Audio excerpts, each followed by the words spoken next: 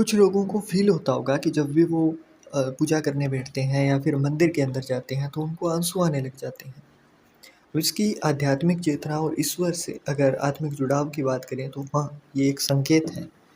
यहाँ पर होता क्या है कि जब भी कोई भक्त पूर्ण समर्पण और सच्ची भावना के साथ भगवान की मूर्ति को निहारता है तो उसका मन और आत्मा ईश्वर से जुड़ने लगती है। ये जुड़ाव इतना गहरा होता है कि व्यक्ति अपने भीतर छिपे सभी भावों को छोड़ देता है, जिसमें अहंकार भी शामिल है। अहंकार मतलब आप हर जिस शब्द में कहते हैं मैं का भाव आता है कि ये मेरी है, वो चीज़ मेरी है, ये सामग्री मेरी है, ये ज़मीन मेरी है। तो ये मैं का भाव जो है, ये अहंकार के भाव को आप त्याग देते हो। आप एक डिटैच्ड फ़ील के साथ हर चीज़ को डील करते हो। जैसे कि आपको पता है कि जब आप लेकर जाएँ आए ही कुछ नहीं हैं तो लेकर जाएँगे भी कुछ नहीं। हर चीज़ के साथ उतना ही व्यवहार होता है कि अगर मैं धन अर्जित कर रहा हूँ, तो हो सकता है मैं लाखों के अंदर या करोड़ों के अंदर कमा रहा हूँ। पर आप ये सच्चाई जो है इससे मुँह नहीं फेरते हैं कि मैं लेकर साथ में कुछ नहीं जाने वाला हूँ।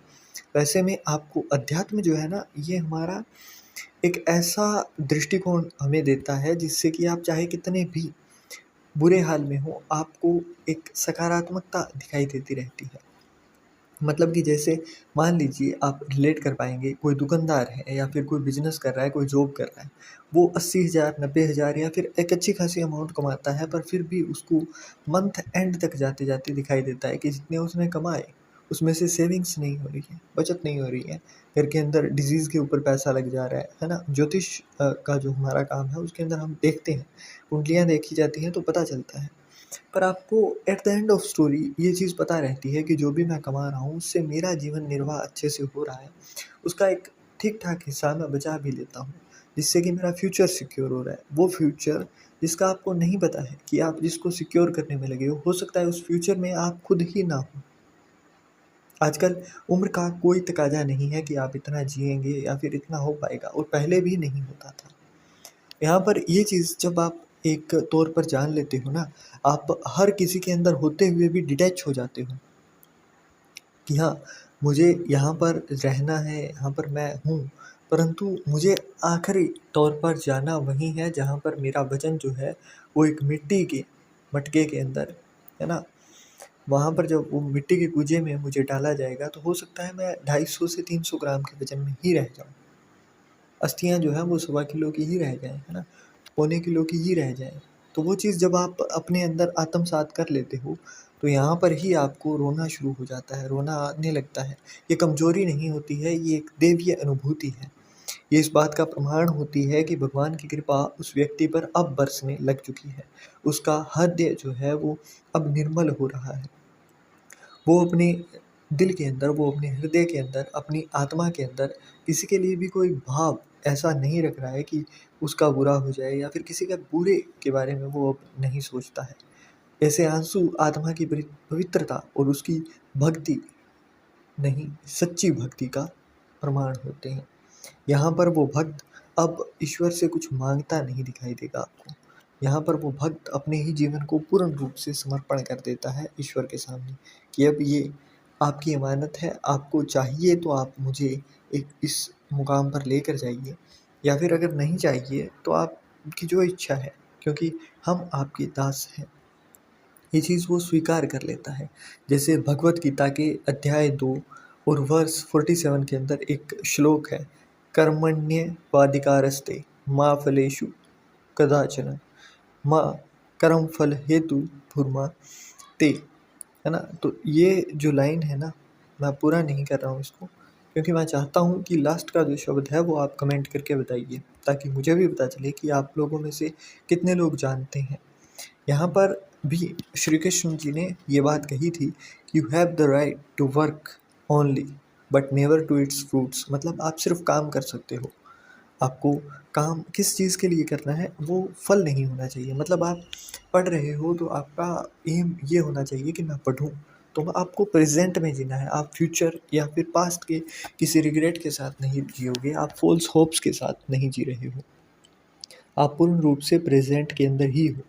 तो यहाँ पर यही चीज़ दिखाई जाती है, और जब एक इंसान इतना जान लेता है, उसके अंदर एक भक्ति भाव अपने अंदर से उद्गम होने लगता है, ऊपर उठाव करने लगता है, तब वो असलियत में उस मुकाम पर पहुँचने लगता है जहाँ से अब वो कभी भी पीछे नहीं जाएगा। जहाँ से अब उसका कदम आगे ही जाएगा और वो इस अध्यात्म की दुनिया में अलग-अलग चीज़ों को एक्सपीरियंस करने लगेगा। जिन लोगों को आँसू आते हैं, उन लोगों को एक चीज़ ध्यान में रहती होगी कि ये आँसू इसलिए नहीं आते हैं कि सिर्फ़ आप किसी मंदिर के अंदर पहुँचे हो। ये आँसू आपको हर उस जगह से आते हैं, जहाँ पर आपको एक अलग भाव प्रकट होता है। जैसे इन लोगों को आँसू आएँगे, तो वो जब भी सोचते भी हो ना, तब भी आँसू आ जाते हैं कि उन्होंने भी देखा था, या फिर आप उस चीज़ से रिलेट करने लगते हो। आप ईश्वर के साथ जुड़ाव, एक अलग लेवल का अनुभव करने लगते हो। ये बातें हर किसी को समझ में नहीं आएँगी, पर उसको आएँगी जिसने अब इस समय पर इस तरीके से आँसू आना देख लिया हो। जब भी वो मतलब इसकी शुरुआती स्टेज क्या होती है कि इसके अंदर आप जब धीरे-धीरे पूजा के अंदर लगते हो, धीरे-धीरे आप अ, ध्यान में लगते हो, धीरे-धीरे आप जैसे-जैसे उपासना करते हो, तो वहाँ पर होगा क्या कि आपको शुरुआत के अंदर जैसे उबासियाँ आना, एक के बाद एक उबासियाँ आना, आँखों के अंदर पानी आ जाना, और उसके बाद में यही जो चीज़ें हैं वो चरम तक नहीं पहुँचती हैं। ये इसका दूसरा या तीसरा स्टेप होता है कि जब आपको आँसू आने लगते हैं। इसके बाद में आपको बैठे-बैठे अंदर से ही खुशी होने लगती है। इसके और आगे हम चलें तो आप कुछ नहीं खाओगे, फिर भी आपको लगेगा कि आपको किसी ने कुछ खिला दिया है। मतलब आपने अपने मुख से कुछ नहीं खाया, परंतु फिर भी आपको एहसास होगा कि आपको कभी कोई अच्छा भोज मिल रहा है, और वो चीज़ें ऐसी होंगी जो आपने कभी नहीं खाई होंगी। वो एक अलग ही तरीके का भोग आपको लगता हुआ आपको फ़ील होगा। और ये चीज़ें एक बार नहीं होती हैं, 2 बार नहीं होती हैं, ये आपके साथ बार-बार होती हैं। और उसके बाद आप देखोगे कि आपको अलग-अलग चीज़ें मिलनी भी शुरू हो जाती हैं, वो चीज़ें जो कि आपने कभी एक्सपेक्ट भी नहीं की थी। तो भक्ति का भी अपना ही मार्ग है, परंतु आप जिस भी साइड में चलते हो ना, आप जिस भी वे के ऊपर चलते हो, उसी को ही अपनाइए। क्योंकि अगर कोई भक्ति मार्ग के ऊपर चल रहा है, तो वो भक्ति मार्ग को ही अच्छे तरीके से देखे। उसके अंदर पूर्ण रूप से समर्पित हो जाए। अगर आप कर्म मार्ग के ऊपर चल रहे हो, तो उसके अंदर भी आप पूर्ण रूप से समर्पित हो जाओ।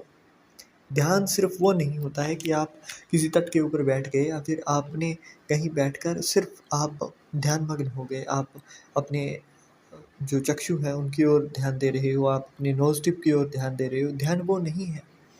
हमारे अध्यात्म के अकॉर्डिंग ध्यान वो हर चीज़ है जहाँ पर आप फुल फ़ोकस्ड हो, किसी एक चीज़ को लेकर। जब आप पूर्ण रूप से सिर्फ़ एक ही चीज़ को देख रहे हो। अर्जुन ने जब तीर का निशाना लगाया था, तो जब वो मछली की आँख दे रहा था, वो भी ध्यान ही था। परंतु ये चीज़ें आपको कोई बताता नहीं है, पता नहीं क्यों नहीं बताते हैं।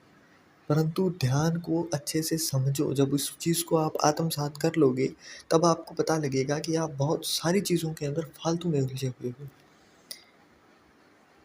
और यहाँ पर मैंने ये जो चीज़ें बताई हैं, आपको मेरी अंतरात्मा से मैं कह रहा हूँ कि आप इन चीज़ों को फ़ील करके देखो, और फिर आपको लगेगा कि जीवन उतना भी ज़्यादा बोझ से भरा हुआ नहीं है, उतना भी ज़्यादा कष्टों से भरा हुआ नहीं है।